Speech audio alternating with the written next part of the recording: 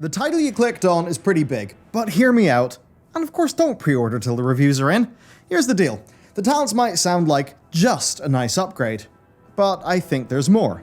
I think the talent change may just unlock World of Warcraft's good timeline. One where Blizzard actually gets to make the game great, and one where they get to work on more than just expansion progression treadmill after expansion progression treadmill.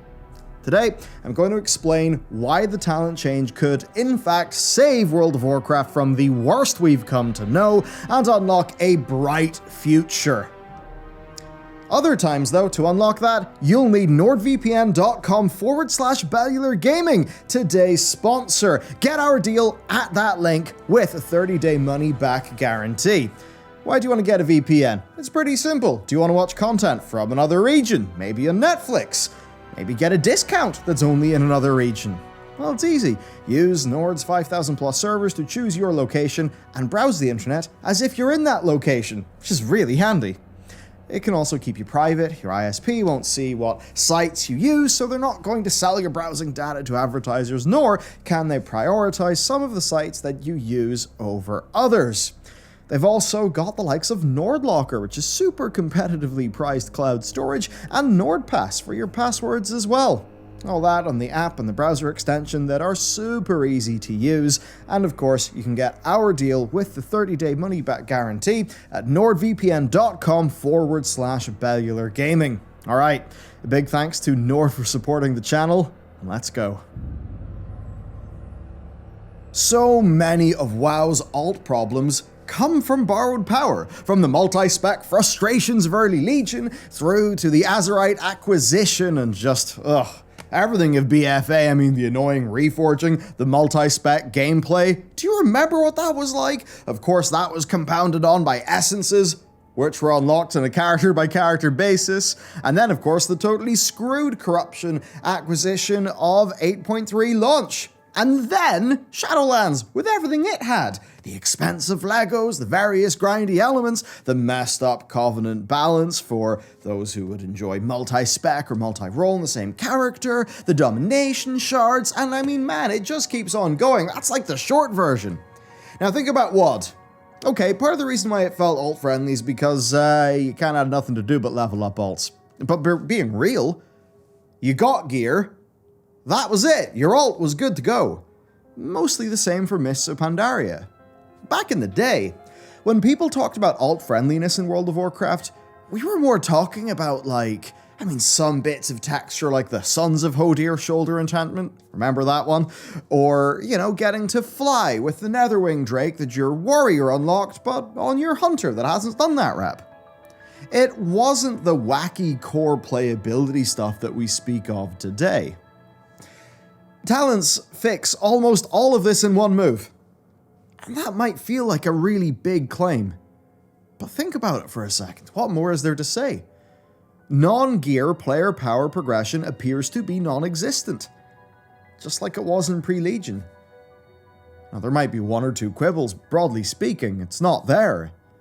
And because of that, I think we're all going to have significantly more viable max-level characters. I mean, I'll definitely have more alts.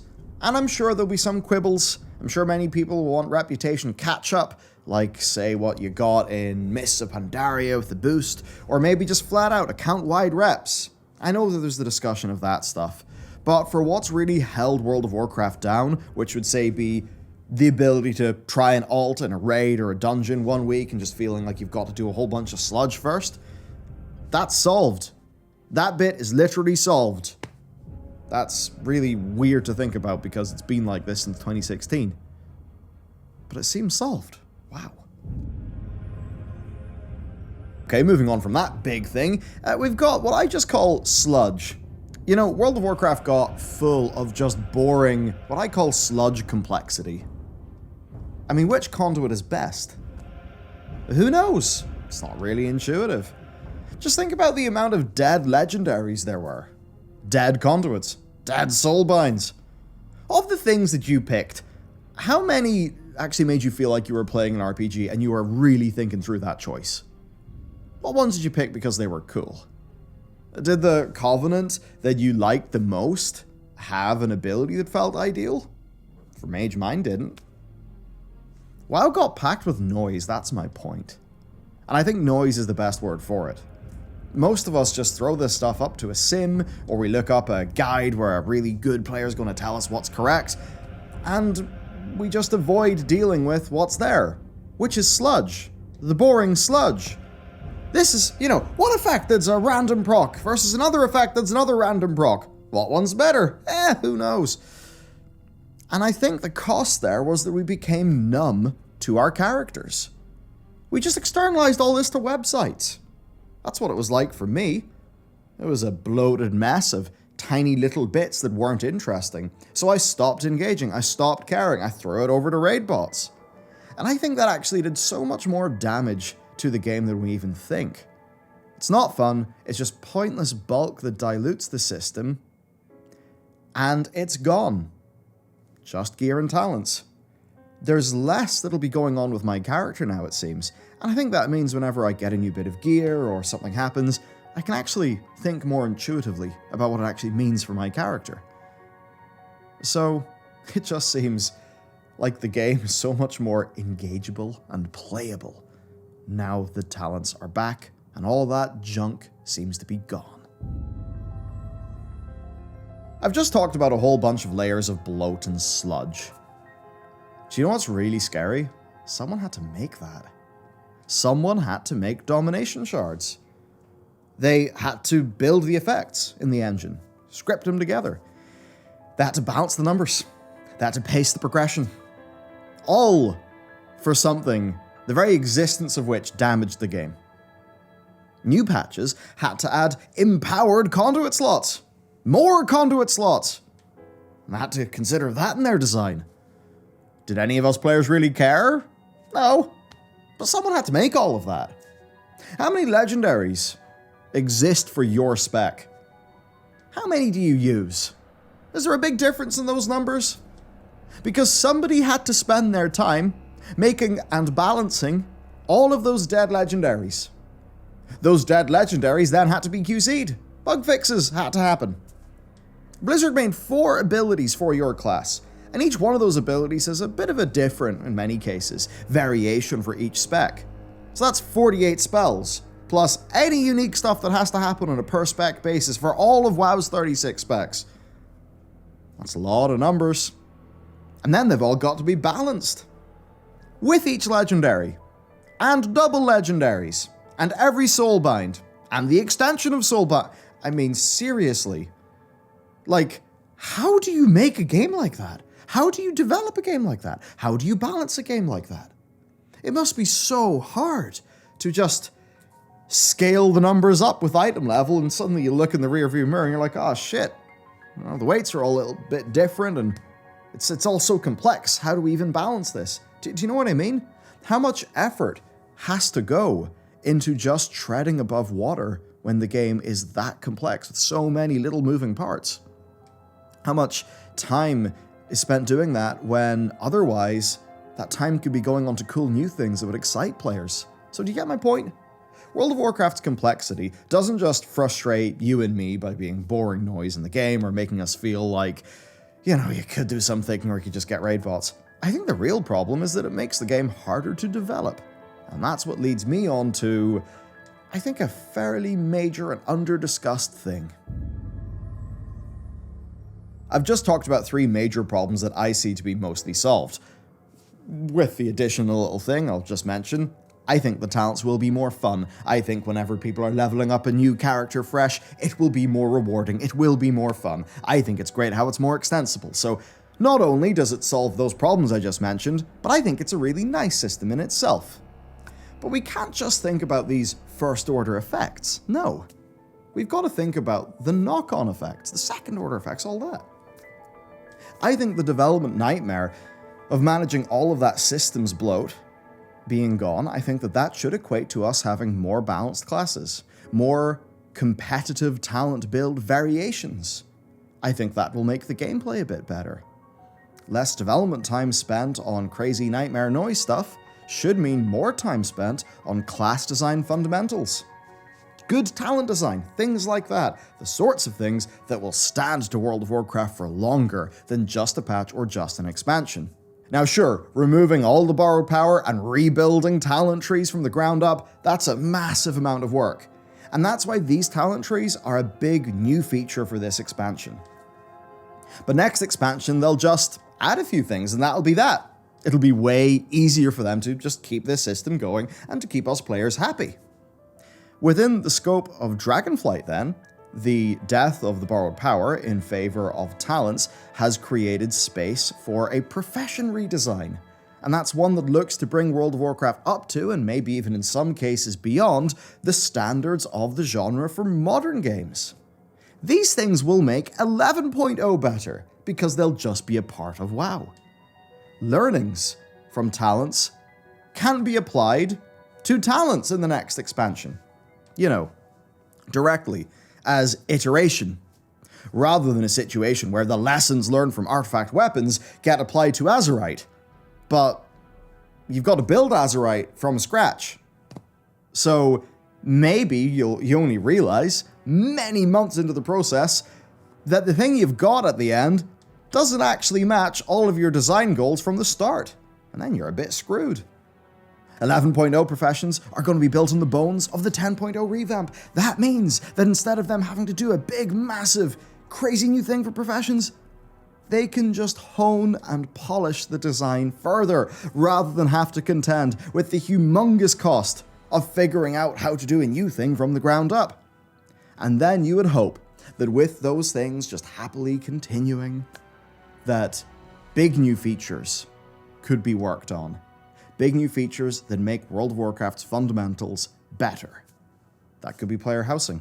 It could be something else. Whatever you want, really. And what could this mean for Dragonflight then, the expansion we're actually going to play? Well, they did say they're not going to rule out having a cool thematic thing for a patch, but that in general it's not really their speed, you know? So that means there's going to be no need to develop domination shards. No need to say, players want tier back, but we haven't done tier in a long time. And we're doing tier in an environment where we've got all this Covenant borrowed power. How do we do this? How do we balance this? No. They just always know tier. It's a part of every patch. So just make it. And it should be a more simple environment to develop in because there are fewer variables.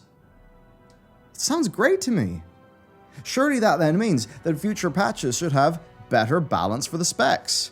Maybe some cooler items akin to the Crucible of Storms and Siege of Orgrimmar experiments that Blizzard ran. And those things were really cool.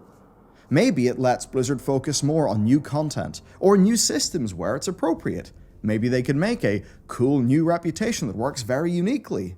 Maybe we could get the modern version of the Isle of Thunder where we do have server-wide or region-wide progress, but in a way that feels more dynamic and meaningful. I don't really know. I'm not developing the game. But the point is, surely all these things are more possible in a world where they don't have to deal with what they've had to deal with.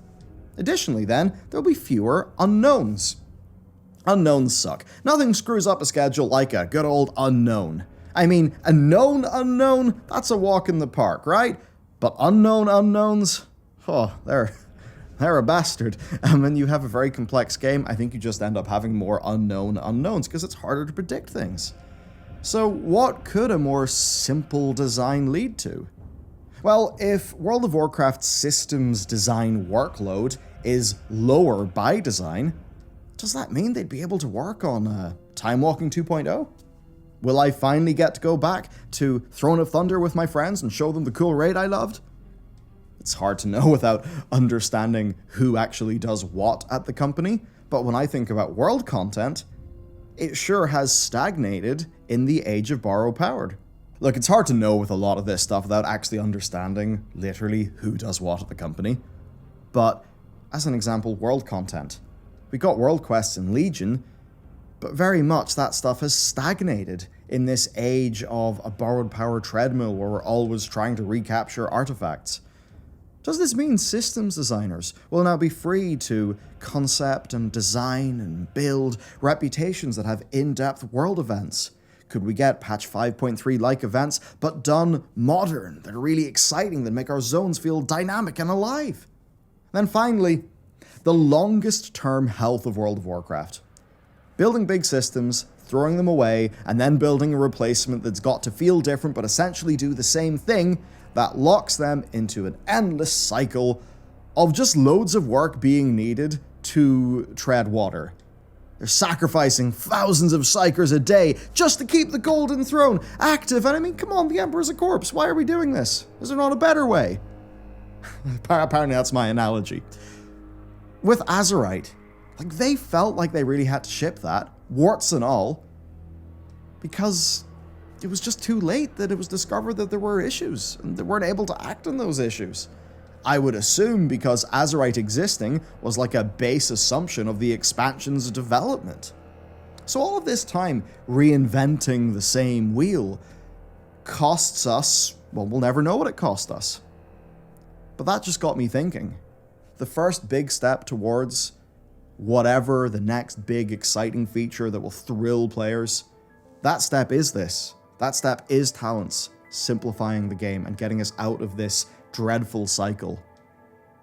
I think it's purely because whatever the big new feature, maybe 1 or 2 expansions away, whatever that is, I think it only will be possible in a world where either they've massively increased the size of the team, or a world where loads of an expansion's development isn't taken up by remaking Borrowed Power.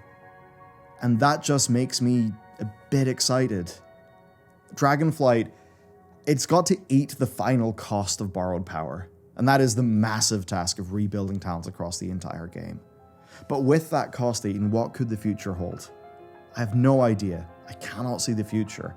But I just know that if these talents go okay, and Blizzard feel like that's it, we've sorted out what this is in the game, well, I think that then the future is going to be brighter. So many of World of Warcraft's modern faults are caused or worsened by the one thing the Dragonflight really is doing away with. And I'm not saying it's going to be golden from now on. I'm not saying you should blindly pre-order, which thankfully isn't a concern because you literally can't. But what I am saying is that they have opened a window of opportunity. And I think that in a way that I fundamentally have not in years of covering that game. Purely because I was always a staunch critic of the Borrowed Power cycle, and it's gone. Okay? I don't have a zinger to end on. It's just nice to feel hopeful. It's nice to know there is that window of opportunity. And to hear them talk about realizing that they need to work on the long-term health of the game. I just think that's good stuff. We'll see what the future holds. I hope you found this to be an interesting video, though. And certainly, let me know, what do you think the next big feature could be? What do you think 11.0 could look like in a world where it doesn't have to remake the Borrowed Power of 10.0 just to tread water? Love to hear your ideas. Okay, that's it for me. Goodbye.